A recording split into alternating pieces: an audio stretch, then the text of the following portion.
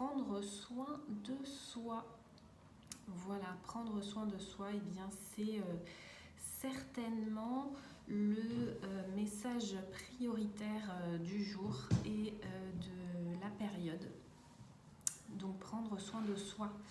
Voilà, donc je vous ai fait une petite liste, on va dire, de choses vraiment simples à réaliser pour vraiment rester, on va dire, centré dans cette période qui, alors selon chacun, mais qui néanmoins n'est pas de tout repos.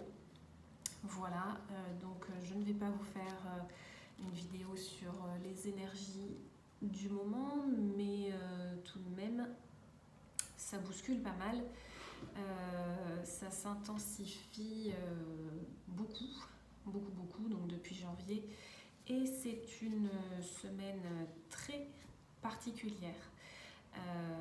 Voilà, on va dire à peu près jusqu'au 20 février, bien que, à mon avis, ça va s'intensifier aussi par la suite, mais d'une autre manière, hein, bien sûr, positivement. Ceci dit, cette semaine, on peut se sentir quelque peu entre deux eaux. Voilà, il y a aussi un feu hein, qui est en train de plus se réveiller. Voilà, les énergies ne sont pas forcément évidentes, il faut arriver à surfer avec tout ça. Il peut y avoir aussi tout simplement en fait une fatigue hivernale. Voilà, donc comme tous les ans, là-dessus rien d'exceptionnel. Mais voilà, des petits conseils qui peuvent venir vous faire un petit rappel, hein, des choses que vous savez certainement déjà, peut-être que vous ne les appliquez pas ou que vous ne les appliquez plus. Donc on va commencer par la méditation. Voilà, la méditation c'est vraiment, alors personnellement, un de mes bâtons de marche, hein, mais c'est voilà, c'est vraiment ce qui va vous ramener au calme intérieur, même si ce n'est pas toujours calme à l'extérieur. On peut facilement revenir au calme en soi quand il y a de l'agitation ou quand on sent que nous-mêmes, en fait, cette agitation vient s'infuser en nous, et bien vraiment prendre du recul et voilà, remettre la méditation en pratique dans son quotidien. Et je dis bien quotidien parce que, encore une fois, au vu des énergies du moment, ce n'est pas du luxe que de faire de la méditation quotidienne. Voilà, et entre autres pour rester bien ancré, en plus, voilà, de rester calme et centré. Voilà, pour ce qui est de la méditation, alors si jamais ça peut paraître compliqué lorsqu'on se met à méditer, alors parfois, et ça va être là le deuxième conseil, on va dire, ou en tout cas si vous n'y pensez pas ou que voilà, donc là la méditation ça coûte pas cher hein, forcément, on peut le faire chez soi, il y a besoin juste de s'asseoir et de respirer. Par contre ça peut être compliqué pour quelqu'un qui n'a pas fait de méditation depuis longtemps ou qui n'en a jamais fait non plus. Eh bien allez vous faire masser.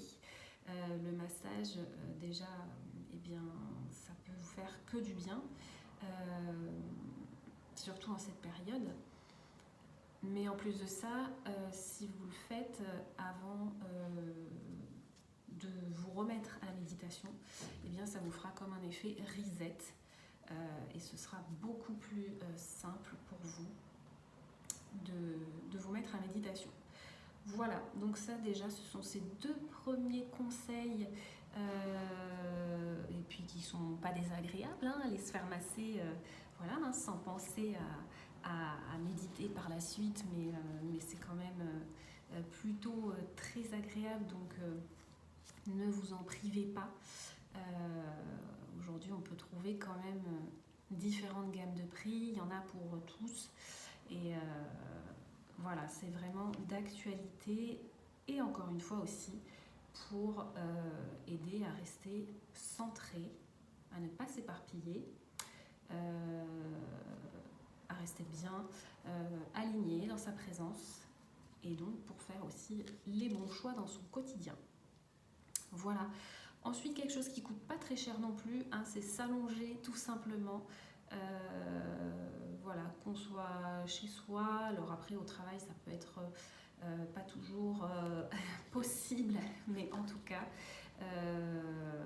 quand on en revient, voilà, on peut tout simplement s'allonger, respirer. La respiration, bien sûr, fait partie des basiques hein, avant la méditation. Pratiquer, donc allonger le scan corporel. Le scan corporel, donc ça vous pouvez trouver sur YouTube. Et puis il y a aussi le yoga nidra qui s'en rapproche. Donc c'est une technique allongée de relaxation où on détend chaque point du corps. Tout simplement, c'est simple et très efficace. Voilà.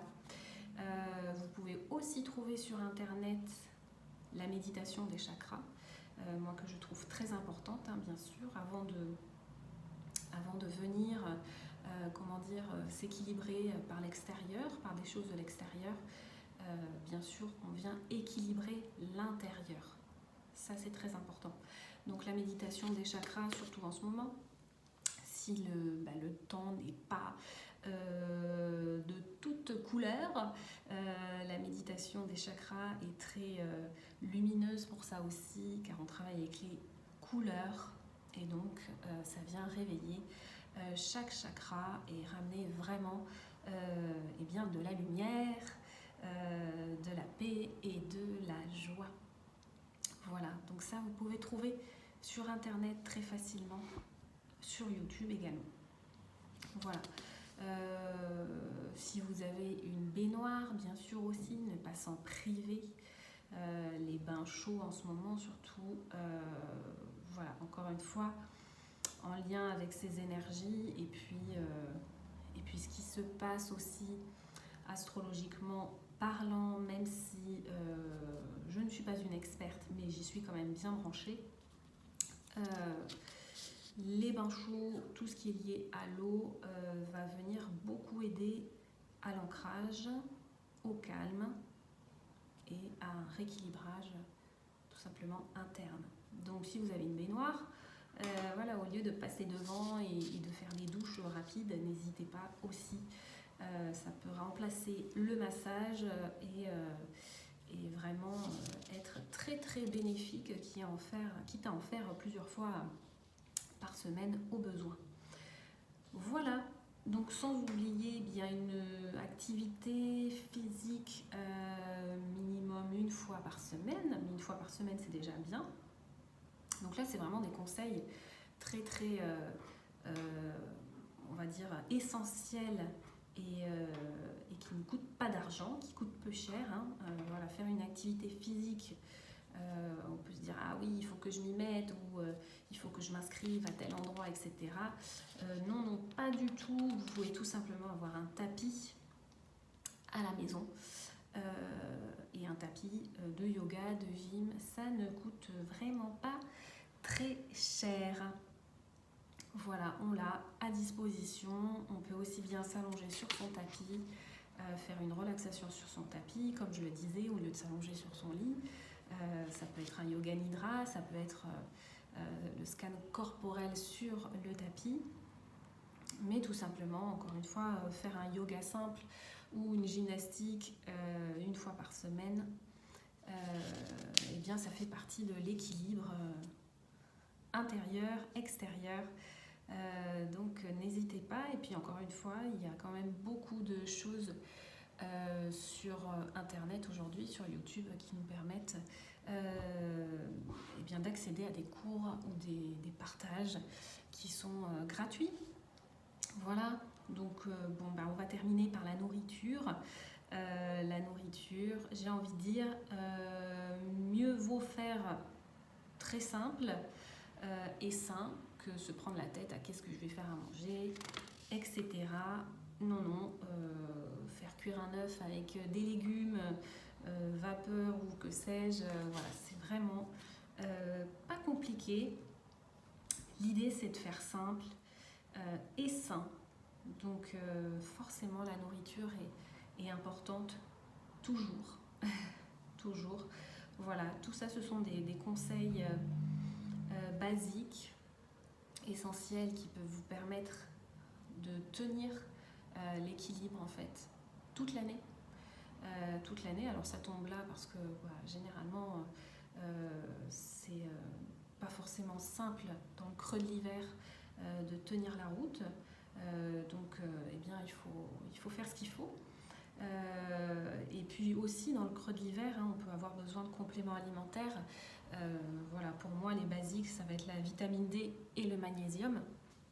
Le magnésium qui va être quand même un des essentiels et des basiques pour avoir un bon fonctionnement nerveux, rester bien calme, ça va aider justement à cela. Et puis la vitamine D pour le manque de soleil qui va être essentiel aussi, et voilà, que l'on peut se procurer assez facilement chez son médecin ou peut-être en pharmacie, mais en tout cas tout ça est assez simple et essentiel. Voilà, et on terminera bien sûr sur le fait de boire de l'eau, que ce soit de l'eau chaude en tisane, mais bien sûr avoir sa bouteille d'eau à proximité toujours, c'est quand même très très très important. Ça paraît simple, mais parfois on ne prend pas le temps, ou on n'a pas cette habitude de boire de l'eau.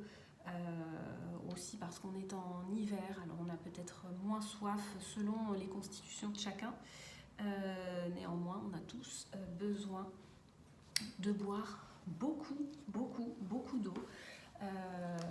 Voilà, donc pensez-y, c'est très important, surtout, encore une fois, avec ces énergies qui brassent énormément, énormément, et dont vous pouvez, au travers de ces énergies, traverser des petites ou grandes guérisons, des choses qui bougent intérieurement.